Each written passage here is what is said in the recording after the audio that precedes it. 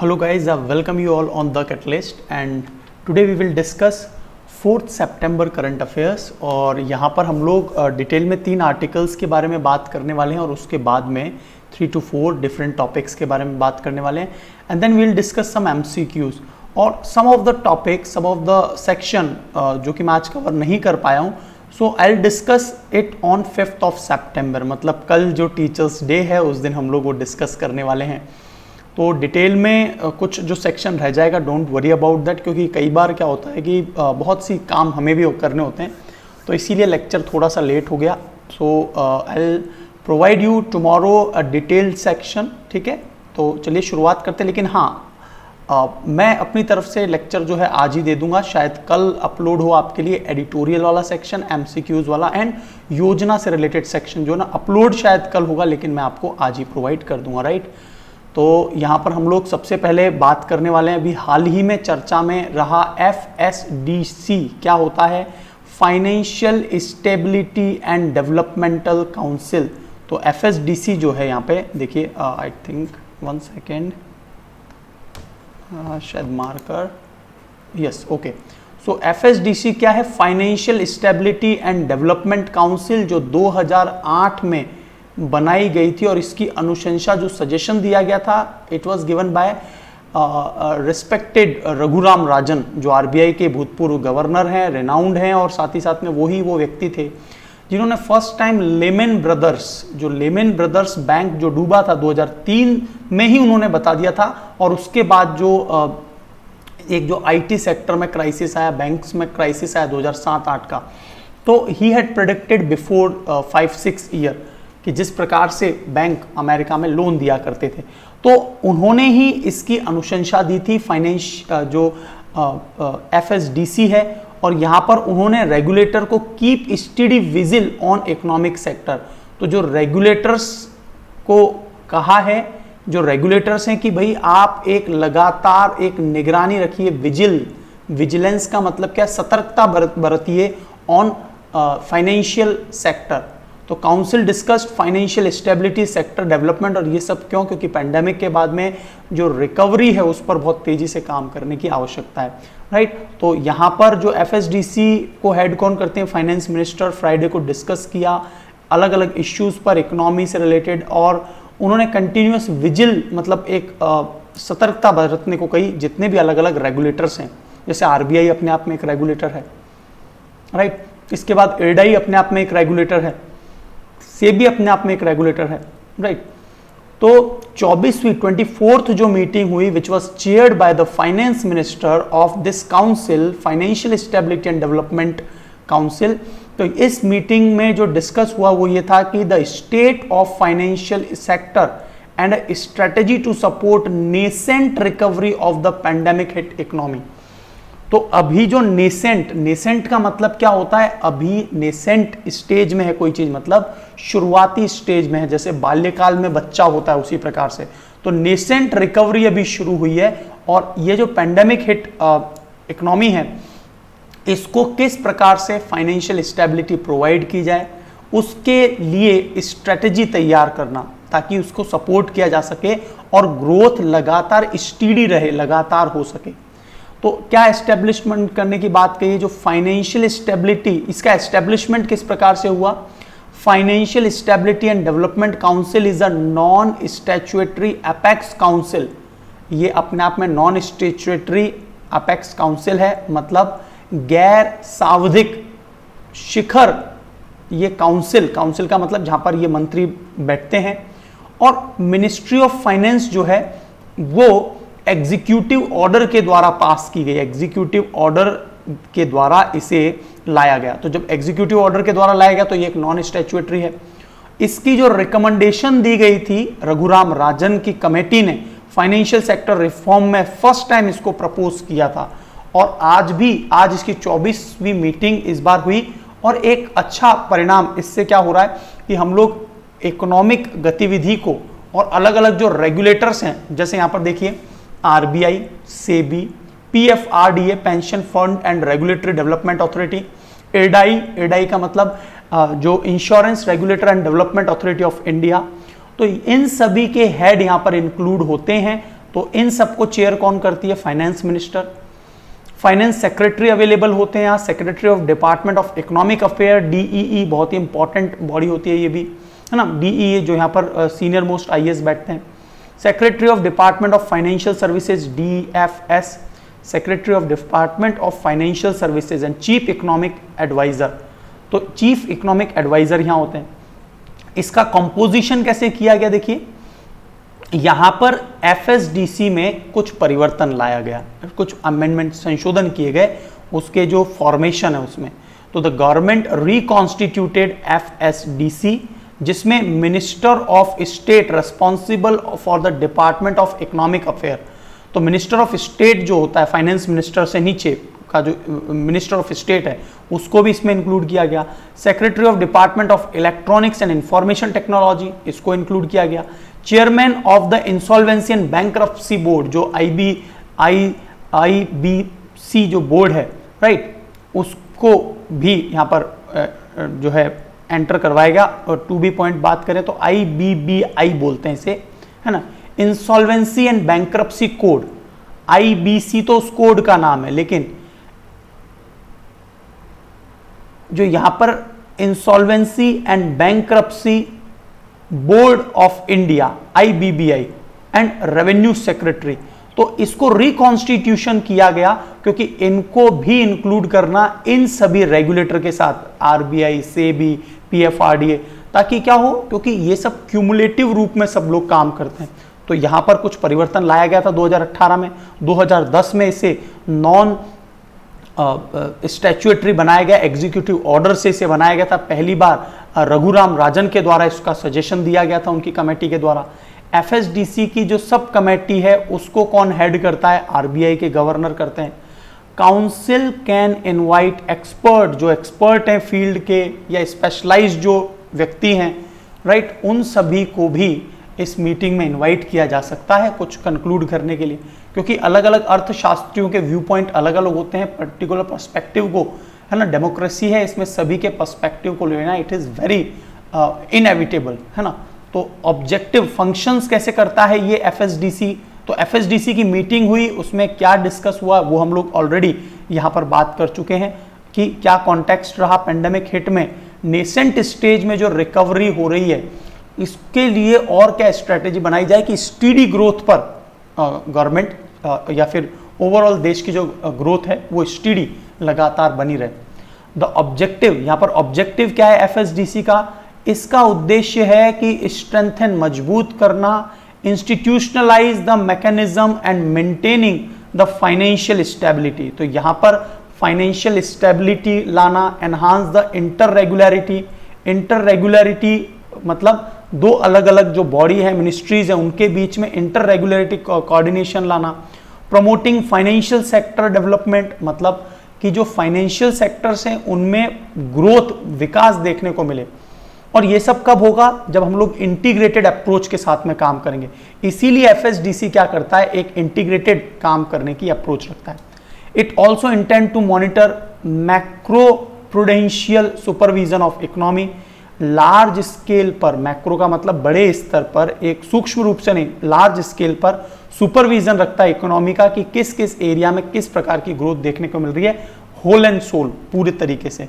And it will assesses the function of large financial conglomerate, जो बड़े बड़े जो उपक्रम हैं, पब्लिक सेक्टर यूनिट्स हैं, जो प्राइवेट प्लेयर्स हैं, जो फाइनेंशियल कॉग्लोमेरेट्स का मतलब क्या है? जो बड़े बड़े ग्रुप्स हैं, वो कैसे फंक्शनिंग कर रहे हैं, उनको एसेस करना, उनको पूरी तरह से जो है समय समय पर असेसमेंट करते रहना। तो ये है बेसिकली फंक्शन ऑफ दिस। तो आपको फंक्शन पता होना चाहिए, ऑब्जेक्टिव पता होना चाहिए, कंपोजिशन किस प्रकार से होती है, अभी हाल ही में क्या परिवर्तन किया गया, तो ये सब पॉइंट्स आपको पता होने चाहिए और हाल ही में चर्चा में क्यों था। Is it clear? अब हम बात करने वाले हैं एक इंपॉर्टेंट स्कीम की, उसका नाम है श्रेयस स्कीम। और श्रेयस का मतलब क्या है? स्कीम फॉर हायर एजुकेशन, मतलब उच्चतर शिक्षा पर आधारित है श्रेयस स्कीम। सबसे पहले तो ये याद रखेंगे, scheme for higher education, youth for apprentice and skill. और नॉन टेक्निकल सेक्टर में, ये बात याद रखना, नॉन टेक्निकल सेक्टर में उनको अप्रेंटिस, अप्रेंटिस क्या होते हैं, जो नौसिखिए होते हैं, नई चीज़ों को, स्किल्स को सिखाना। तो इस स्कीम का काम क्या है कि हायर एजुकेशन के साथ साथ उनको अप्रेंटिस और स्किल्स सिखाया जाए। और ये किस मंत्रालय के द्वारा है, ministry of human resource development, है ना, HRD। तो ये HRD नहीं है, अब आज की तारीख में तो इसे क्या नाम से जाना जाता है, मिनिस्ट्री ऑफ, इसको आज की तारीख में किस नाम से जाना जाता है, एजुकेशन मिनिस्ट्री के रूप में जाना जाता है। यस और नो। तो यहां पर ये जो श्रेयस स्कीम है, ये industry and apprentice opportunity to graduate in non technical जो फील्ड है, नॉन टेक्निकल फील्ड में जो ग्रेजुएट पासिंग आउट हो रहे हैं, नेशनल अप्रेंटिस प्रमोशन स्कीम के तहत क्या है, उनको अपॉर्चुनिटीज, अवसर प्रदान किए जाएं। और इसका ऑब्जेक्ट क्या है, एनहांस करना कि उनको ज़्यादा से ज़्यादा रोजगार मिले, employability to the Indian youth by providing on job work exposure and stipend. मतलब जॉब वर्क मिलने के साथ साथ उनको क्या होगा, एक्सपीरियंस हो जाएगा, स्टाइफंड मिल जाएगा ताकि रेगुलर पेमेंट चलती रहेगी। और ये एक्सपीरियंस जो है वो एक वर्किंग क्लास में स्किल्ड लेबर के तौर पे या स्किल्ड एम्प्लॉयबिलिटी के तौर पे यहाँ पर बेस के तौर पे काम करेगा। It is a program basket comprising of initiative of 3 central ministries. तो कौन कौन सी 3 मिनिस्ट्रीज हैं, तो पहला तो है MHRD, जो कि BA, BSc, BCom courses higher education में, इंस्टीट्यूशंस में जो इंट्रोडक्शन है। Ministry of skill development and entrepreneurship, मतलब नेशनल अप्रेंटिस प्रमोशन स्कीम जो है ये स्किल डेवलपमेंट एंड एंटरप्रेन्योरशिप के अंदर आता है। और तीसरा है ministry of labour employment, national career service. National career service का तो पोर्टल भी है, आप लोग भी रजिस्टर्ड हो सकते हैं उसमें। The primary scheme will be operated in conjunction with national apprentice promotion scheme.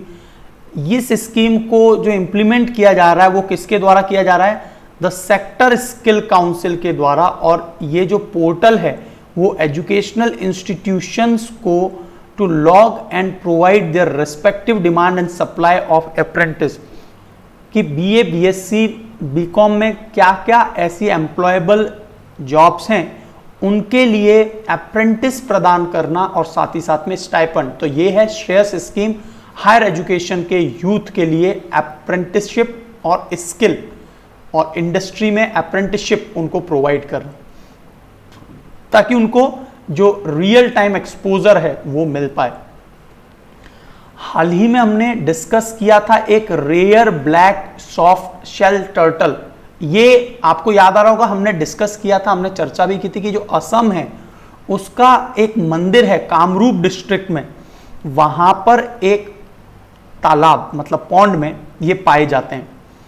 और ये केवल और केवल कैप्टिव ब्रीडिंग कर रहे हैं आज की तारीख में। ये एक्सटिंक्ट इन वाइल्ड है, मतलब है ना, एक्सटिंक्ट इन वाइल्ड यहां पर लिखा है, देखिए एक्सटिंक्ट इन वाइल्ड है। और ब्लैक सॉफ्ट शेल टर्टल ये ब्रह्मपुत्रा के ड्रेनेज में असम में until slighting along the Brahmaputra drainage in Assam. और ये आज की तारीख में कन्फाइंड बिल्कुल उस लिमिटेड एरिया में बचे हैं, कहां पर, pond of temple in north eastern India and Bangladesh. और इसीलिए ये क्रिटिकली एंडेंजर्ड में इन्हें शामिल किया गया। और वाइल्ड लाइफ प्रोटेक्शन एक्ट 1972 के तहत अभी ये कोई लीगल प्रोटेक्शन, जैसे हम लोग बोलते हैं ना शेड्यूल 1, शेड्यूल 2, जिसमें बहुत ही अच्छे से प्रोटेक्शन मिलता है, ऐसा कोई इनको प्रोटेक्शन नहीं है। क्योंकि इन सब का एक बहुत बड़ा कारण क्या है कि इनकी संख्या इतनी कम हुई, क्योंकि इनको हंट किया जाता है मीट के लिए, कार्टिलेज के लिए, इनकी जो कार्टिलेज है सॉफ्ट सेल, और नेशनल और इंटरनेशनल रीजनल मार्केट में इनकी डिमांड बहुत ज़्यादा है। देखिए स्पेशल ड्राइंग राइट्स आपने हमेशा जब भी इकोनॉमिक्स में पढ़ा होगा, SDR जरूर आता है। और जब भी IMF की बात आती है तो भारत का इतना SDR है, इतना परसेंटेज है। हम लोग जब भी फॉरेक्स की बात करते हैं, फॉरेन रिजर्व की, तब भी हमेशा SDR स्पेशल ड्राइंग राइट्स आते हैं। पहले ट्रेडिंग केवल और केवल गोल्ड में हुआ करती थी या करेंसी में हुआ करती थी, जैसे डॉलर्स, यूरो में। आज की तारीख में SDR में भी, तो यहाँ पर क्या होता है कि देशों को एक कंफर्ट महसूस है और वो आसानी से क्या है एक्सचेंज कर पाते हैं SDR की मदद से। तो भारत का एक अच्छा परसेंटेज रेशियो है SDR में, IMF में, राइट। तो आईएमएफ ने क्यों ये चर्चा में आया अभी स्पेशल ड्रॉइंग राइट, कि आईएमएफ ने इंक्रीज किए हैं its allocation of special drawing rights to India, Bharat के स्पेशल ड्रॉइंग राइट्स को बढ़ाया है। नो डाउट भारत का फॉरेक्स बढ़ रहा है तो भारत की क्षमता बढ़ती हुई दिखेगी। और आज की तारीख में हमारा एसडीआर कितना बढ़ा दिया गया है, 12.57 बिलियन, और फॉरेक्स कितना है, 612 बिलियन डॉलर्स। ये हमारा फॉरेक्स पहुंच चुका है। स्पेशल ड्रॉइंग राइट से होता क्या होता है ये, it is a kind of reserve of foreign exchange asset, मतलब ये एक प्रकार का रिजर्व है जिससे फॉरेन कोई भी वस्तु ले रहे हैं उसमें एक्सचेंज के लिए ये ट्रेडेबल इंस्ट्रूमेंट होते हैं। ट्रेडेबल का मतलब जिनसे व्यापार किया जा सके, लीडिंग टू ग्लोबल करेंसी। और ये कौन कौन सी करेंसीज में मिलते हैं, किस किस में होते हैं ये, यूएस डॉलर में, यूरो में, जो इंटरनेशनल करेंसीज बन चुकी है जैसे ब्रिटिश पाउंड, येन और चाइना की रेनमिनबी जिसे 2016 में इंक्लूड किया गया। तो ये याद रखना आप, लास्ट में कौन इंक्लूड हुआ है, रेनमिनबी। और चाइना आपको पता ही होगा कि क्रिप्टो करेंसी और वर्चुअल करेंसी पर भी काम कर रहा है। तो स्पेशल ड्रॉइंग राइट्स को आईएमएफ ने कब शुरुआत की थी, 1969 में, ठीक है। और SDR can be freely exchange between member countries. 1969 में ही इसरो की भी स्थापना होती है, राइट। 1969 में ही इकोनॉमिक्स का, अर्थशास्त्र का नोबेल पुरस्कार की भी शुरुआत होती है। तो क्या आवश्यकता है, बिफोर इट्स क्रिएशन, इससे पहले इंटरनेशनल कम्युनिटी जो थी ना बहुत ज्यादा रेस्ट्रिक्शन फेस कर रही थी और वर्ल्ड ट्रेड बहुत तेजी से इंक्रीज नहीं हो पा रहा था, क्योंकि ये जो होते हैं वो सुगम होते हैं, आसानी से ट्रेड किए जा सकने वाली एक इंस्ट्रूमेंट है। पहले क्या होता था, गोल्ड और यूएस डॉलर में ही ट्रेड किया जाता था और ये है ना बहुत लिमिटेड क्वांटिटीज में हुआ करते थे। अब स्पेशल ड्रॉइंग राइट्स आसानी से आईएमएफ की मदद से ये एक्सचेंज हो पाता है। अब एसडीआर की वैल्यू को कौन डिसाइड करता है, किस प्रकार से डिसाइड होती है, तो इनका जो कैलकुलेशन है, summing the value of SDR basket of currencies in US dollar on basis of market exchange rate. Market exchange rate में आपने जरूर सुना होगा लिबोर, मिबोर। आप में से कितने लोगों ने लिबोर, मिबोर, टिबोर इनका नाम सुना है या नहीं। टिबोर जो भी इकोनॉमिक्स से रिलेटेड है उनको जरूर पता होगा। London interbank offering rate, Mumbai interbank offering rate, Tokyo interbank offering rate. तो यहां पर जो लिबोर है इसमें बहुत बड़ा घोटाला हुआ था। एक बहुत अच्छे मैथमेटिशियन थे, उन्होंने आज से लगभग 8-10 साल पहले बहुत बड़ा घोटाला किया और उसके बाद आज की तारीख में ये 2023 तक पूरी तरह से खत्म हो जाएगा लिबोर, ठीक है, 2023।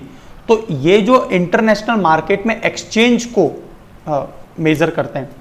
अब देखिए ये हुआ कैसे था, मैं आपको एक छोटी सी बात बेसिक बताना चाहता हूं कि ये जो मैथमेटिशियन थे, हाइट्स नाम से थे, HYTE समथिंग, उन्होंने क्या किया था कि उन्होंने एक बहुत बड़ा मैथमेटिकल कैलकुलेशन फॉर्मूला निकाला और उसके तहत क्या होता था कि ये लिबोर की मदद से जो इंटरबैंक ऑफरिंग रेट है उसको एक्सचेंज में क्या होता था, ये पहले से ही प्रेडिक्शन कर लेते थे, जैसे हॉर्स ट्रेडिंग होती है उसी प्रकार से पहले से प्रेडिक्ट करके चीजों की वैल्यू को अप डाउन कर देते थे और इससे क्या होता था, ये पहले से ही मार्जिन कमा लिया करते थे। तो ऑफरिंग रेट से पहले ही मार्जिन कमा लिया करते थे और इस प्रकार से क्या होता था, लिबोर आज की तारीख में पूरी तरह से खत्म होने वाला है। वैसे मुंबई, तो आप शॉर्ट नोट लिख दीजिए एक बार कि what are LIBOR, MIBOR and TIBOR, जरूर इस पर शॉर्ट नोट लिख दीजिए। It is calculated daily basis पर ये कैलकुलेट होता है। Basket of SDR is reviewed every 5 year, हर 5 साल में इसको रिव्यू किया जाता है। और भारत के, दुनिया के सभी देशों के अपने कोटाज होते हैं, परसेंटेज में बढ़ता है। और ये कोटाज कैसे बढ़ता है, भारत ने कितना इन्वेस्टमेंट दिया हुआ है या भारत ने अपनी तरफ से कितना अमाउंट जो है एक शेयर के तौर पे आईएमएफ को दिया है। क्योंकि देखिए कोई भी बैंक है, मान लीजिए 100 लोग हैं, उनका एक कोई बैंक है, तो सभी व्यक्तियों ने अपने अपने अमाउंट को सबमिट किया होगा तभी तो एक बैंक खुलेगा। आईएमएफ भी कुछ इसी प्रकार की संस्था है जिसमें अलग अलग देशों के बैंक का एक परसेंटेज होता है और तब ये आईएमएफ काम कर रहा है। आप मुझे एक शॉर्ट नोट लिख दीजिए और ये बताइए कि वर्ल्ड बैंक और आईएमएफ में अंतर क्या है ना। दोनों ही ब्रेटन वुड्स सम्मेलन में बने थे, ब्रेटन वुड्स समिट में। और वर्ल्ड बैंक बेसिकली यदि बात करूं तो ये क्या है, जो डेवलपिंग या अंडर डेवलप्ड कंट्रीज हैं उनको बहुत ही चीपर रेट पर लोन देने का जो काम करता है वो है वर्ल्ड बैंक। और इंटरनेशनल मॉनेटरी फंड का काम क्या है, जो विकसित राष्ट्र है, डेवलप्ड नेशन है, उनको ये लोन देता है आईएमएफ। आप कभी भी देखना भारत के किसी राज्य में, त्रिपुरा में, असम में कोई बांध बन रहा है, डैम बन रहा है, तो वो फंडिंग हमेशा वर्ल्ड बैंक के द्वारा आएगी। और ये जो कोटाज हैं, स्पेशल ड्रॉइंग राइट्स, इसके कोटाज होते हैं, भारत का अपना परसेंटेज है। So SDR allocation in the proportion of their existing quotas in IMF. और मेंबर का जितना, जैसे भारत का मान लीजिए 2.24% है, 2.44% है, तो इतना ही परसेंटेज भारत का क्या होगा, वोटिंग राइट्स होगा। मतलब उतने ही पावर से भारत देश जो है वोट कर पाएगा। तो परसेंटेज वोटिंग राइट्स किस पर निर्भर करता है, परसेंटेज कोटा पर निर्भर करता है। Is it clear? तो इंडिया का जो foreign exchange reserve is also incorporate with SDR, तो ये मैंने आपको बता ही दिया, फॉरेक्स ये भी इसके साथ क्या है, इनकॉर्पोरेट करता है। देन गोल्ड रिजर्व, इसके अलावा हम लोग जो फॉरेक्स है किस में रखते हैं, एसडीआर में तो रखते ही हैं, गोल्ड रिजर्व, फॉरेन करेंसी और रिजर्व ट्रेंच इन आईएमएफ, इन सब में हम रखते हैं। रिजर्व ट्रेंच क्या होता है, required quota of currency each member country must provide to IMF. एक फिक्स परसेंटेज ऑफ अमाउंट जो प्रत्येक देश को जो निर्धारित है वो देना होता है, that can be utilized own purpose, जो अपने खुद के पर्पस के लिए यूटिलाइज होता है, वो रिजर्व ट्रेंच कहलाता है। तो यहां पर जब ग्रेट डिप्रेशन आया 1929 में, टू बी प्रिसाइज, ये शुरुआत तो 1923 से ही हो गया था, धीरे धीरे स्टार्ट। 1929 में विश्व की सबसे बड़ी महामंदी आई और उसके बाद ये 1936 तक रही और फिर ये पूरी तरह से रुक पाई, है ना। तो यहां पर आईएमएफ और वर्ल्ड बैंक आए ब्रेटन वुड कॉन्फ्रेंस के तहत, और इसका उद्देश्य यही था कि पूरे अंतरराष्ट्रीय लेवल पर मॉनेटरी स्टेबिलिटी रहे, स्थिरता रहे। और फाइनेंसिंग कैसे होती है, money paid by the member nation, जो मैं आपको कोटाज बता रहा हूं, एज द कैपिटल सब्सक्रिप्शन, जिसे क्या बोलते हैं, कोटाज बोलते हैं। ठीक है, तो आप लोगों का काफी हद तक आईएमएफ का एक बहुत इंपॉर्टेंट पॉइंट जो है वो यहां पर कवर हो रहा है। Countries can then borrow this quotas pool in case of emergency, और कभी जरूरत पड़ती है तो कंट्रीज इस कोटा के पूल को बोरो, उधार ले लेते हैं।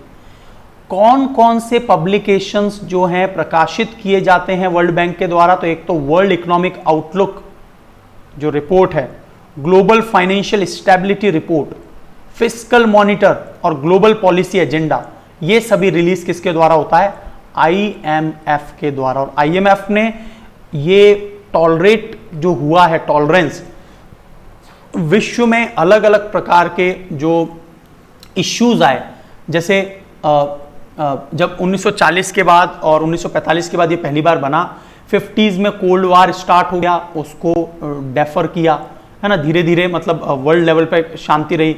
डीकॉलोनाइजेशन में अफ्रीका का डीकॉलोनाइजेशन हुआ, सभी जो यूरोपियन कंट्रीज है वो वहाँ से धीरे धीरे निकलने लग गए। फिर वियतनाम वार आया 70s में, ऑयल शॉक, उसको बियर किया, राइट। डेप्थ क्राइसिस 1980 में आया। 1990 में जो है collapse of communism and depth relief, communism पूरी तरह से खत्म हुआ, मतलब जो रशिया का यूएसएसआर वाला जो पूरा एम्पायर है वो खत्म हो रहा है। Depth forgiveness and foreign financial crisis वो खत्म हुआ। हॉल्टिंग रिकवरी, आपको पता होगा कि 2007-8 में जो क्राइसिस आया था उसके बाद रिकवरी जो हॉल्ट हो गई थी, और फिर बाद में कोविड-19 पेंडेमिक। तो इन सब के लिए आईएमएफ ने इंटरनेशनली चीज़ों को कंट्रोल करने के लिए, कंटेन करने के लिए बहुत से प्रयास किए हैं, है ना, कि फाइनेंशियल इकोनॉमी जो साइकिल है, विशियस साइकिल में ना चला जाए। Is it clear?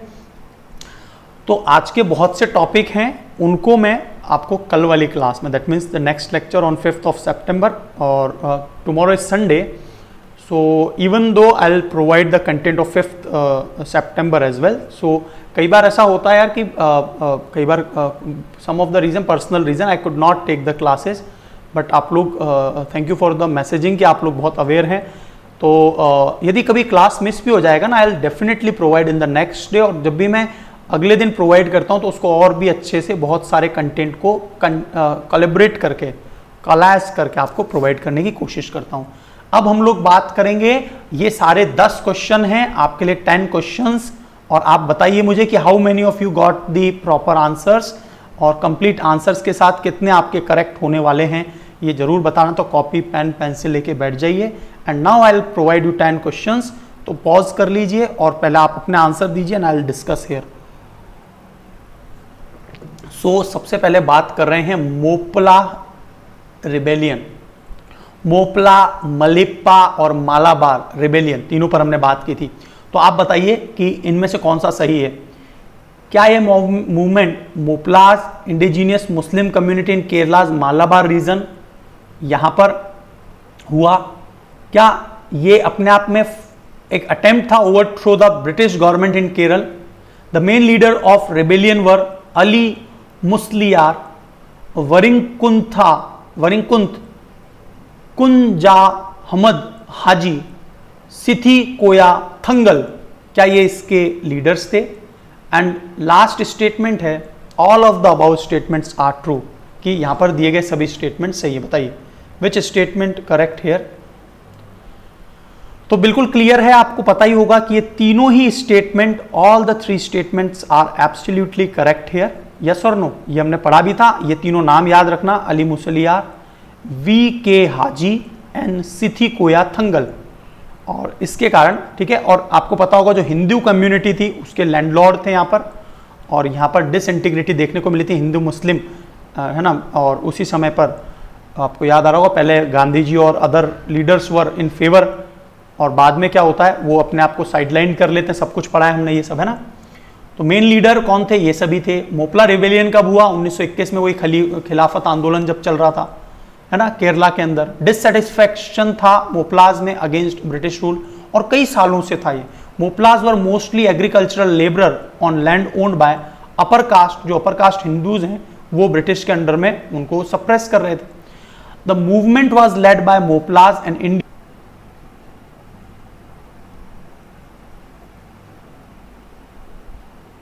So the next question here is, the census of India provides a portrait of Indian population, while socio-economic caste census is a tool to identify beneficiaries of state support. देखिए socio-economic caste census आपको याद आ रहा होगा 2016 में करवाई गई, लेकिन उसका डेटा रिलीज नहीं किया गया आम पब्लिक के लिए। लेकिन आज भी जो गवर्नमेंट डिपार्टमेंट हैं, राइट, तो आप पॉज कर लीजिए, पहले तो अपना आंसर दीजिए पॉज करके।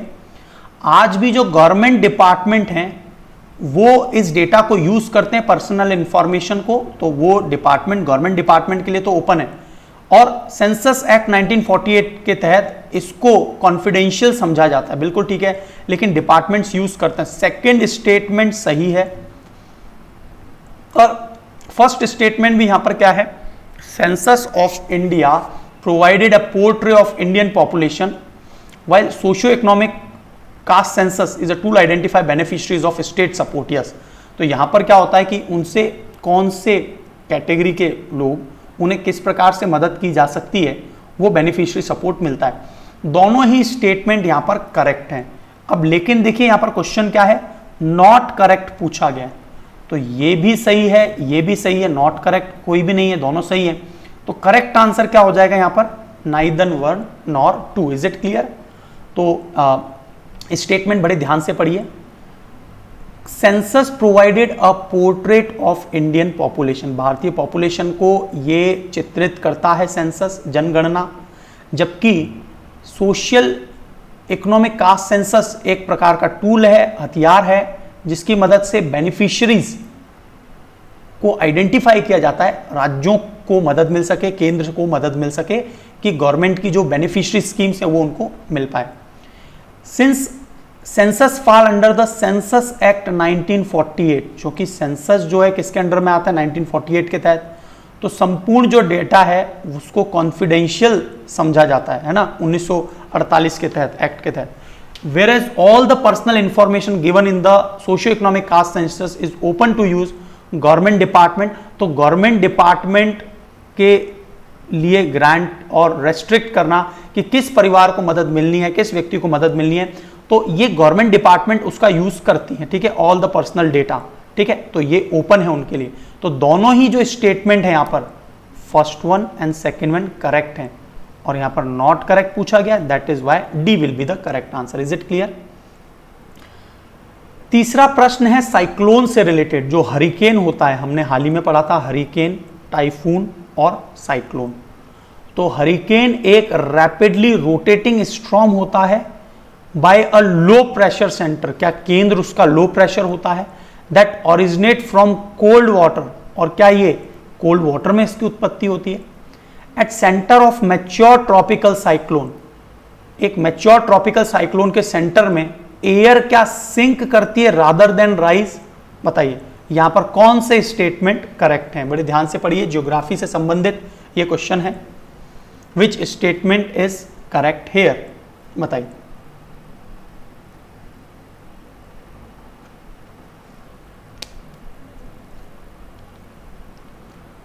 तो एक जो मैच्योर साइक्लोन हो जाता है, क्या उसमें एयर सिंक करती है, बिल्कुल सही है। एक मैच्योर साइक्लोन में एयर सिंक करती है, और वैसे नॉर्मली साइक्लोन में क्या होता है, एयर राइज करेगी, बट यहां पर मैच्योर साइक्लोन में एयर सिंक करती है, बिल्कुल ठीक है। लेकिन आपको पता होगा, मैंने बताया था कि हॉट वाटर लगभग 27-28 डिग्री सेंटीग्रेड तापमान होता है, वो कि उसको कोल्ड वाटर नहीं माना जाएगा। तो हरिकेन जो है वार्म वाटर में इसकी उत्पत्ति होती है। तो यहां पर करेक्ट पूछा गया है, राइट, तो बिल्कुल सही है, पहला स्टेटमेंट सही है, पहला गलत है क्योंकि यहां पर वार्म वाटर आएगा। सेकंड स्टेटमेंट बिल्कुल सही है। Is it clear? तो देख लीजिए, हरिकेन जो है वार्म वाटर में, और convergence cause the air to actually sink in the eye, और आई क्या होता है, साइक्लोन की जो मेन जहां पर से रोटेट करता है वो, ठीक है, आई ऑफ साइक्लोन। अगला प्रश्न है, Indian government has signed A deal known as reciprocal exchange of logistic agreement with which of the following country।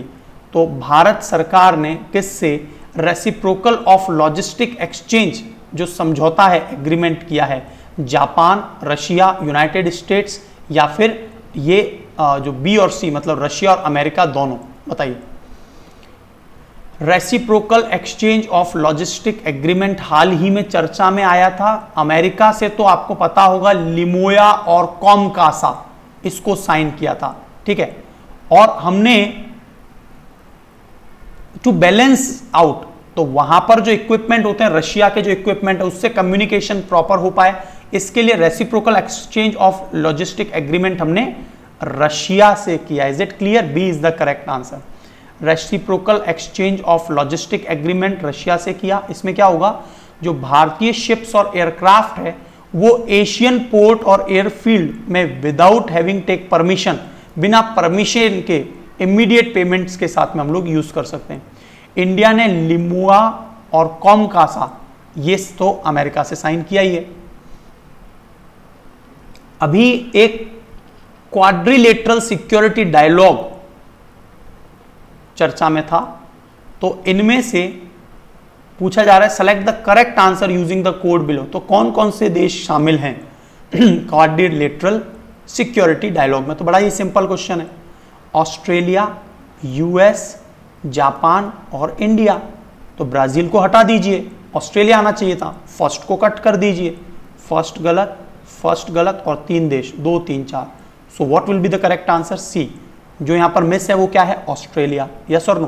So C is the correct answer है। तो क्वाड कंट्रीज जो है वो ये 4 हैं। यस और नो? अगला प्रश्न आपकी स्क्रीन पर है। 1 सेकेंड, थोड़ा सा दिक्कत है, 1 मिनट का समय दे दीजिए, 1 मिनट का समय दे दीजिए, है ना।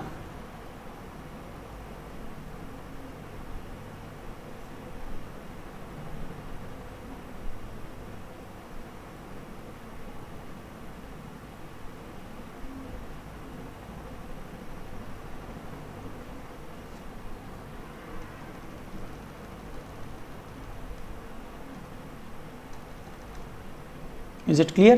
तो ये आपको ये चारों जो देश हैं यहाँ पर एकदम क्लियर हुए होंगे, विजिबल है सब कुछ। Yes. Now will discuss the next point, next question, and that is question number 6।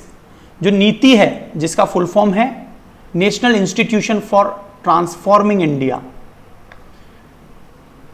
तो इसके रेफरेंस में बताइए कि आयोग के बारे में क्या क्या स्टेटमेंट सही है, गलत है। It was formed via A resolution of union cabinet, क्या 1 जनवरी 2014 में बना था ये। It comprises all the state governors state governors शामिल हैं, chief minister along with the chief minister of Delhi Pondicherry, lieutenant governors of all UTs, vice chairman nominated by the prime minister. क्या ये सभी लोग इसमें शामिल हैं? बताइए। यहां पर पूछा गया कौन से स्टेटमेंट सही हैं। थोड़ा सा भी दिमाग लगाएंगे, नीति आयोग के बारे में बिल्कुल सही आंसर मिल जाएगा।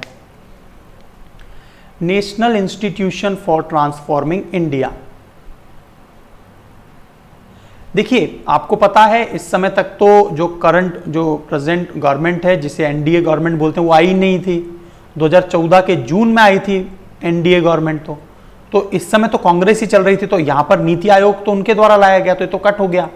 दूसरा, यहां पर गवर्नर्स का कोई रोल नहीं है, ठीक है। तो दोनों ही स्टेटमेंट क्या है, करेक्ट में दोनों ही गलत हैं। So the correct answer will be D here. तो इस प्रकार के कई बार क्या होते हैं, इंस्टीट्यूशंस पे बेसिक क्वेश्चंस आते हैं, और इसीलिए आपको अलग अलग इंस्टीट्यूशंस के मल्टी डायमेंशनल क्वेश्चंस का पता होना चाहिए। 2015 में एस्टेब्लिश किया गया था ये तो NITI Aayog, policy think tank था 15 साल तक के लिए, मतलब जो पहले 5-5 साल के लिए होता था। प्लानिंग कमीशन को रिप्लेस कर दिया गया। गवर्नर्स वाली बात कहीं पर भी नहीं है, बाकी सब बातें ठीक है, ठीक है। लेफ्टिनेंट गवर्नर्स होते हैं यूटीज के, और ये सब वाइस चेयरमैन प्रेसिडेंट के द्वारा नॉमिनेट होता है। अभी हाल ही में आपको याद आ रहा होगा कि मैंने डिस्कस भी किया था आपसे कि national mission on edible oil palm, government of India. तो इसमें से कौन से जो स्टेटमेंट हैं वो करेक्ट हैं इसके बारे में? क्या एडिबल ऑयल में भारत सेल्फ रिलायंस होना चाहता है, achieve self reliance in edible oil? Harness domestic edible oil price that are dictated by expensive palm oil import. तो क्या हमें एडिबल ऑयल प्राइस को कंट्रोल करना है अपने आप में, कि जो हम लोग बाहर से मंगवाते हैं उस कारण कॉस्ट बहुत राइज होती है इसलिए, और अंतर्राष्ट्रीय मार्केट में अप डाउन फ्लक्चुएशन ज़्यादा होगा तो भारत में भी बहुत ज़्यादा दाम बढ़ जाते हैं। और तीसरा पॉइंट है to raise domestic production of palm oil by 10 times. क्या 10 गुना ज़्यादा प्रोडक्शन करने का टारगेट है क्या? बताइए, इनमें से क्या स्टेटमेंट सही हैं? बहुत ही इंपॉर्टेंट क्वेश्चन है सभी। बताइए, ऑयल पाम के बारे में हमने डिटेल में डिस्कस किया था। कैन यू रिकॉल एवरीथिंग और नॉट? देखिए, यहां पर सेल्फ रिलायंस चाहते हैं हम लोग, यस। फ्लक्चुएशन को कंट्रोल करना है, सेकंड भी सही है। लेकिन थर्ड जो है 2025-26 तक 10 गुना नहीं, 3 टाइम्स ज्यादा हम लोग, 3 गुना ज्यादा उत्पादन हो, तो पहला और दूसरा तो सही है, इसीलिए B will be the correct answer. Is it clear? तो prime minister Narendra Modi had announced new national initiative of palm oil, और हमने बात की थी नॉर्थ ईस्ट और अंडमान निकोबार में 11,000 करोड़ का निवेश, उस पर हमने इकोलॉजी पर क्या असर आएगा उस पर भी बात की थी। और सेल्फ रिलायंट होना, ये पॉइंट बिल्कुल ठीक है जो हमने डिस्कस किया, लेकिन 3 गुना ज्यादा कर देना और 11 लाख मीट्रिक टन तक उत्पादन हो। और इस स्कीम का की फीचर क्या है? नॉर्थ ईस्टर्न और अंडमान निकोबार आइलैंड पर कंड्यूसिव वेदर कंडीशन है कि वहां पर ऑयल पाम ट्रीज आसानी से लग सकेंगे। अंडर दिस स्कीम जो oil palm farmer will be provided financial assistance मिलेगा उन्हें, रेम्यूनरेशन मिलेगा, फेयर प्राइस मिलेगा उन्हें, और वायबिलिटी फॉर्मूला की मदद से उन्हें मदद की जाएगी। अगला प्रश्न आ रहा है, भारत में जो इन्फ्लेशन है, मतलब महंगाई है, विच of the following statement is correct about inflation? बताइए। बहुत ही अच्छा क्वेश्चन है, चारों पॉइंट्स पढ़िए, ABCD पॉज कीजिए और बताइए which statement is are correct here, है ना, कथन सही है ये बताना है आपको। पहला पॉइंट है, controlling the inflation in India is responsibility of government of India only. क्या भारत सरकार की जिम्मेदारी अकेली? Reserve Bank of India has no role on controlling inflation. क्या रिजर्व बैंक की कोई जिम्मेदारी नहीं है, मतलब जिम्मेदारी का मतलब कंट्रोलिंग का कोई पावर नहीं है उसके पास। डिक्रीज मनी सर्कुलेशन, जब मनी सर्कुलेशन को कम कर देंगे तो इन्फ्लेशन कंट्रोल हो जाएगी, क्या ऐसा होता है? Increase money circulation help controlling the function. बहुत ही सिंपल क्वेश्चन है। आरबीआई का तो रोल होता है, केवल गवर्नमेंट का नहीं होता, आरबीआई का भी होता है और बाजार की शक्तियों का भी होता है। तो ओनली वाला स्टेटमेंट ए भी गलत, बी तो गलत है ही। यदि मनी सर्कुलेशन ज्यादा कर देंगे तो महंगाई और बढ़ जाएगी, इसीलिए क्या होता है, रेपो रिवर्स रेपो को बढ़ाया जाता है ताकि क्या हो सके, आरबीआई उन सभी ज्यादा कैश को सक कर ले। ठीक है, तो सी यहां पर सही है, महंगाई के कंट्रोल को। बहुत ही सिंपल और डायरेक्ट क्वेश्चन, आई थिंक सभी ने सही दिया होगा ये। ठीक है, आई डोंट थिंक इसमें कोई दिक्कत है। तो जब डिमांड जो है वो लोअर हो जाएगी, लोगों के पास यदि कैश क्रंच होगा, पैसा ही नहीं होगा, तो डिमांड कैसे बढ़ा पाएंगे वो, ठीक है। मार्केट में यदि मनी सप्लाई लिक्विडिटी बहुत ज्यादा है तो महंगाई बढ़ती चली जाएगी, क्योंकि लोगों के पास पैसा है, उनके पास खरीद क्षमता है, they want to purchase each and everything. ये नेचर ऑफ ह्यूमन बीइंग है ना। तो ऐसा तो होता ही नहीं है, सामान्य आदमी के पास पैसा आता है तो वो कुछ ना कुछ खरीदेगा, राइट। 9th पॉइंट आ गया, the weightage of food consumer price index, जो सीपीआई है उसका जो वेटेज, उसमें जो फूड का वेटेज है is higher than that in wholesale price index. बहुत अच्छा क्वेश्चन है ये। WPI से ज्यादा वेटेज होता है फूड का इन CPI। WPI does not capture changes in price of services which CPI does. CPI में प्राइस चेंज होता है किसका, जो सर्विसेज है उनका।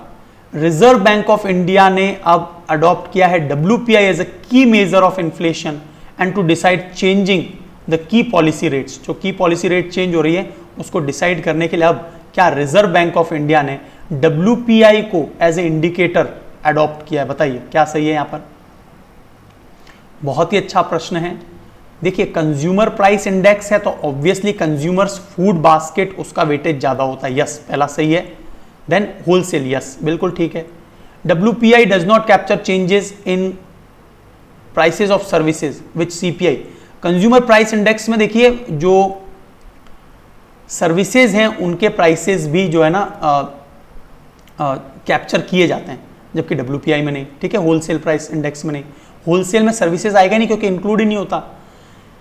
लेकिन WPI नहीं, रिजर्व बैंक ऑफ इंडिया ने CPI को इंक्लूड किया, ठीक है। तो थर्ड पॉइंट यहां पर गलत है, फर्स्ट एंड सेकंड बिल्कुल सही है। बहुत बहुत इंपॉर्टेंट क्वेश्चन है, याद रखना। 1 और 2 बिल्कुल सही है, देख लीजिए। WPI is used to measure average changes in price in sale of goods in bulk quantity। तो WPI जो है वो एवरेज चेंज जो होता है प्राइस में sale of good to bulk quantity and wholesaler, whereas CPI measures changes in the price in sale of goods and services। CPI में goods भी आ गया है, सर्विसेज भी आ गया है रिटेल में, और ठीक है दोनों। WPI केवल गुड्स को, whereas CPI is goods as well as services, ठीक है। CPI में किसकी बास्केट बड़ी होती है, फूड बास्केट, ठीक है। Consumer basket of food has much higher weightage than wholesale basket. तो कंज्यूमर बास्केट में फूड बास्केट जो है मतलब हायर वेटेज दिया जाता है। और जो न्यू कंज्यूमर प्राइस इंडेक्स है कंबाइंड, न्यू जो कंज्यूमर प्राइस इंडेक्स निकाला है उसे इन्फ्लेशन, मुद्रास्फीति के मेजर के लिए आज की तारीख में RBI यूज करता है, नॉट WPI जो पहले कभी हुआ करता था, ठीक है। चलिए लास्ट क्वेश्चन है आपका, when the Reserve Bank of India reduce statutory liquidity by 50 basis point. मतलब कई बार ऐसा होता है ना, आप देखते हैं कि 21.50% SLR क्या होता है, वह अमाउंट, परसेंटेज अमाउंट जो एक बैंक को, मान लीजिए SBI है, उसको अपने पास हमेशा स्थिरता के लिए स्टैट्यूटरी वो रखना पड़ता है। मतलब SLR का मतलब ये है कि कितना भी सेविंग्स जमा हो उसका 21.50% SBI को अपने पास स्टोर रखना पड़ेगा, उस पर कभी लोन नहीं दे सकता, क्योंकि कल को कोई क्राइसिस आ जाए तो ऐसा ना हो कि सारा का सारा पैसा मार्केट में हो और जो बैंक से लेनदार हैं, मतलब लेनदार का मतलब जिन्होंने अपना पैसा जमा करा है, वो जब लेने आएंगे तो उनको क्या देगी बैंक, ठीक है। तो आपको ये बताना है कि which of the following is likely to happen. क्या इंडिया की GDP ग्रोथ रेट इंक्रीज हुई है बहुत तेजी से, यदि 50 बेसिस पॉइंट क्या किया जाता है, रिड्यूस, कम किया जाता है, तो क्या भारत की GDP ग्रो हुई है, बताइए तेजी से। फॉरेन फाइनेंशियल इन्वेस्टर में bring more capital into country, क्या फॉरेन इंस्टीट्यूशनल इन्वेस्टर ने ज्यादा पैसा लगाया है, ब्रिंग किया है उन्होंने। शेड्यूल्ड कमर्शियल बैंक में कट देयर लैंडिंग रेट्स, क्या जो शेड्यूल्ड कमर्शियल बैंक है जो RBI के सेकंड शेड्यूल में आते हैं, राइट, वो लैंडिंग रेट को कम करेंगे। It is drastically reduce the liquidity in the banking system. और क्या ये लिक्विडिटी को बैंकिंग सिस्टम में कम करेगा, देखिए 50 बेसिस पॉइंट कम होके 21.50 से 21 आएगा, तो ये जो 0.50% है ना, वो कई हजारों करोड़ में रुपए होता है। तो जब कम किया जा रहा है तो इसका मतलब ये 50 जो है बेसिस पॉइंट 0.50, ये तो ज्यादा लोन दे पाएगा बैंक, तो इसलिए लिक्विडिटी रिड्यूस नहीं इंक्रीज होगी। ये स्टेटमेंट गलत, ये इतना इंपैक्ट नहीं होता। हां, यदि बैंकों के पास ज्यादा पैसा है देने को तो वो अपने लेंडिंग रेट्स को कुछ हद तक कम कर सकते हैं। सी इज एब्सोल्युटली करेक्ट हियर, ठीक है। बैंकों के पास बहुत पैसा है, बहुत पैसा है और वो देने को तैयार हैं। यदि ऐसा सब कुछ है तो ऑब्वियसली क्या होगा, वो लेंडिंग रेट को कम करेंगे, क्योंकि गवर्नमेंट ने क्या किया, राइट, 50 बेसिस पॉइंट कम किया। तो ये 0.50 जो है, आपको पता है ना, बैंकों के पास तो लाखों करोड़ रुपए होता है, और यदि मैं 1% भी मानूं, लाखों मतलब 1 लाख करोड़ का 1%, तो वो 1000 करोड़ हो गया, राइट।